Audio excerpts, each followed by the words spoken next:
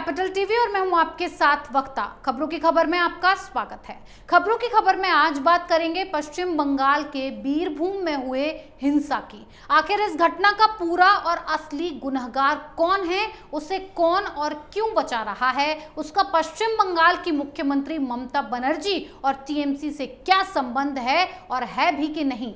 यहाँ पहले एक बात आपको साफ कर दें कि कई जगह 8 लोगों के निर्मम हत्या की बात कही जा रही है, तो वहीं स्थानीय लोगों का कहना है कि 10 लोगों को जलाकर मारा गया है, जिसमें 2 लोगों का शव नहीं मिला है, यानी कि लापता है। इसीलिए 8 लोगों की गिनती की जा रही है।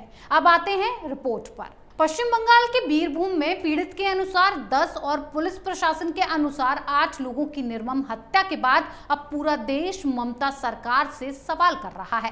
पीएम मोदी द्वारा घटना पर दुख जताने और कलकत्ता हाईकोर्ट द्वारा राज्य सरकार से रिपोर्ट मांगने के बीच बंगाल की मुख्यमंत्री ममता बनर्जी घटनास्थल पर लोगों से मिलने पहुंची।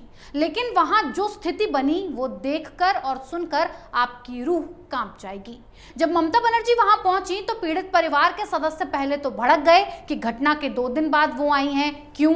वहीं पीड़ित ने रो रोकर उनसे अपनी पूरी कहानी कह दी, आरोपी का नाम भी ले लिया, लेकिन ममता बनर्जी के मुंह से उस आरोपी के लिए एक शब्द तक नहीं निकला।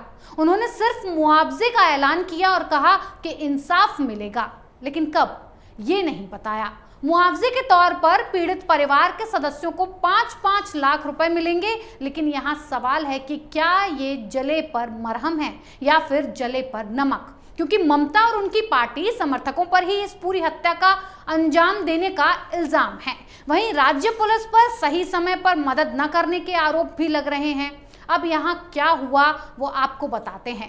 पीड़ितों के हवाले से बताया गया कि वारदात को जब अंजाम दिया गया तब महिलाओं और बच्चे डर से एक कमरे में बंद हो गए थे, लेकिन हमलावरों ने ये जानते हुए भी कि कमरे में आग लगा दी। पीड़ित परिवार ने दावा किया है कि उनके घर के 8 नहीं बल्कि 10 लोग सोमवार की रात जलकर मारे गए और पुलिस ने शव उन्हें देने की बजाय रातों रात गांव में दफना दिए। पीड़ित परिवार का पुरुष सदस्य मिहिलाल ने बताया कि उसके परिवार के सदस्य, महिलाएं, बच्चे और उसकी बेटी और दामाद जो उससे मिलने आए थे, सभी एक कमरे में छिप गए थे जो घर में सबसे मजबूत था। फिर भी हमलावरों ने उस कमरे में आग लगा दी। उसमें छिपे हुए सभी लोग जलकर मर गए।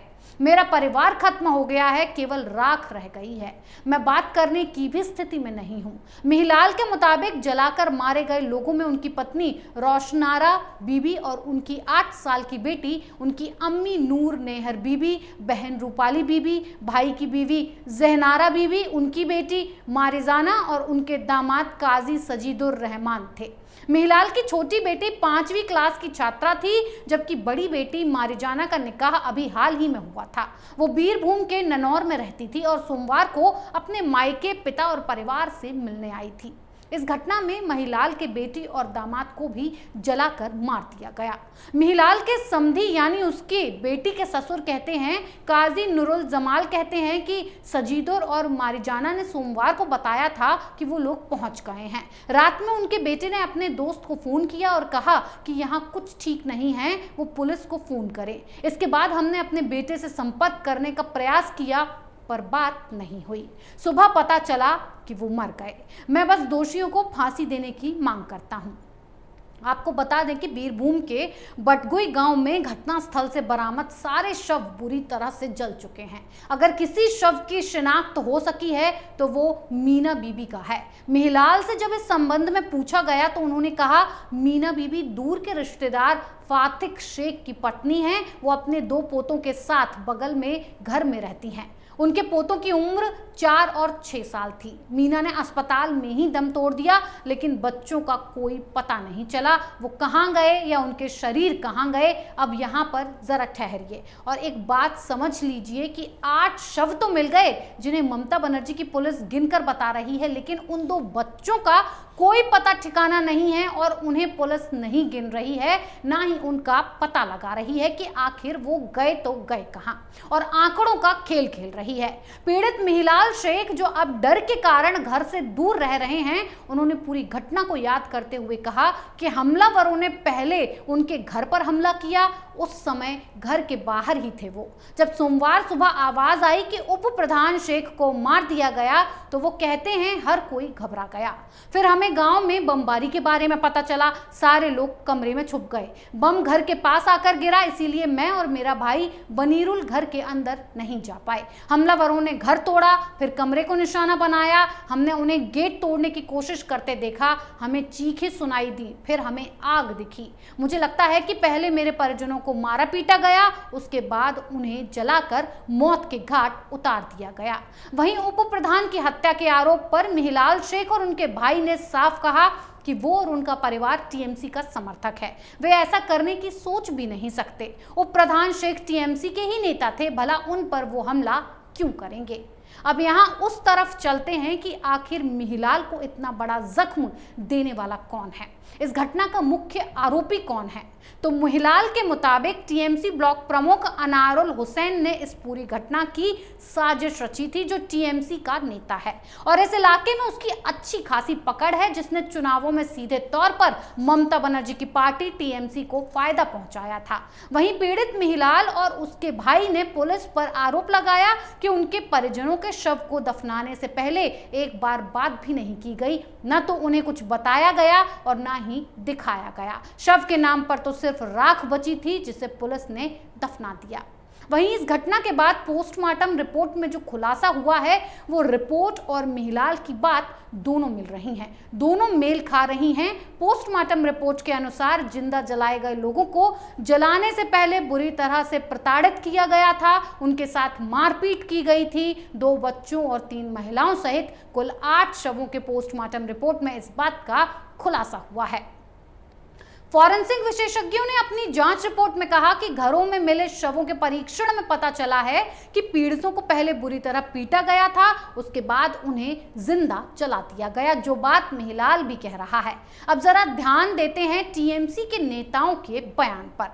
टीएमसी के जिला इकाई के अध्यक्ष अनुब्रत मंडल ने मंगलवार को कहा था कि शॉर्ट सर्किट के कारण घरों में आग लग गई, कोई झगड़ा और कोई लड़ाई नहीं हुई। शॉर्ट सर्किट के कारण घरों में आग लगने से ग्रामीणों की मौत हो गई, कोई हिंसा हुई ही नहीं है। वहीं दमकल कर्मियों का कहना था कि उन्हें आग बुझाने से भी कुछ लोगों ने मना कर दिया था। ये बेशर्मी की हद है कि इतने बड़े नरसंहार को, घटना को दुर्घटना बताया जा रहा है। लेकिन इससे भी बड़ी बेशर्म की हद तो ये है कि टीएमसी प्रमुख और पश्चिम बंगाल की मुख्यमंत्री ममता बनर्जी और उनके कार्यकर्ताओं ने की है। ममता बनर्जी जब घटनास्थल पर पहुंची तो वहां टीएमसी कार्यकर्ताओं ने उनके स्वागत में तोरण द्वार यानी कि वेलकम गेट बनाया था। अब इसे देखकर सोशल मीडिया पर यूजर्स भी भड़क रहे हैं और भड़कना भी चाहिए। लोग वीडियो फोटो शेयर कर कहने लगे कि ममता बनर्जी में थोड़ी बहुत भी शर्म बची हो तो स्वागत बोर्ड हटवा देती। घटनास्थल पर वो लोगों का दर्द बांटने जा रही हैं, कोई चुनाव प्रचार करने नहीं, जो इतना स्वागत हुआ। इस नरसंहार को लेकर अब तक कार्रवाई के नाम पर 20 लोगों को गिरफ्तार किया गया है, जबकि 2 अधिकारी रामपुर हाट के एसएचओ और क्षेत्र के एसडीपीओ सस्पेंड किया गया है। लेकिन सवाल यहाँ ये है कि जब पीड़ित मिहिलाल टीएमसी ब्लॉक प्रमुख अनारुल हुसैन का नाम ले रहा है, तब उस पर कार्रवाई करने में ममता बनर्जी अभी तक चुप क्यों बैठी हैं? क्योंकि मारने वाला भी टीएमसी का है और मारने वाले के परिजन भी टीएमसी के हैं। ऐसे में तो ममता बनर्जी को किसी भी निर्णय से पहले अपने स्तर पर कार्रवाई करनी चाहिए। आपकी इस पर क्या राय है, हमें कमेंट बॉक्स में कमेंट करके जरूर बताएं। तब तक के लिए बने रहिए कैपिटल टीवी के साथ। नमस्कार। मैं राजनीति करता नहीं, पर राजनीति को बहुत गहरे तक समझता हूं। मैं लोगों के बीच रहता हूं, लोगों के मन को अच्छे से जानता हूं।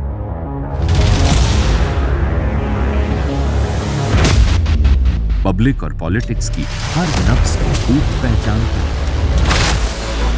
संघर्ष की सियासत से सत्ता के सिंहासन तक मैं हर खबर से खरा सच निकालता हूं। ना कोई दौड़, ना कोई race. Capital TV, Uttar Pradesh.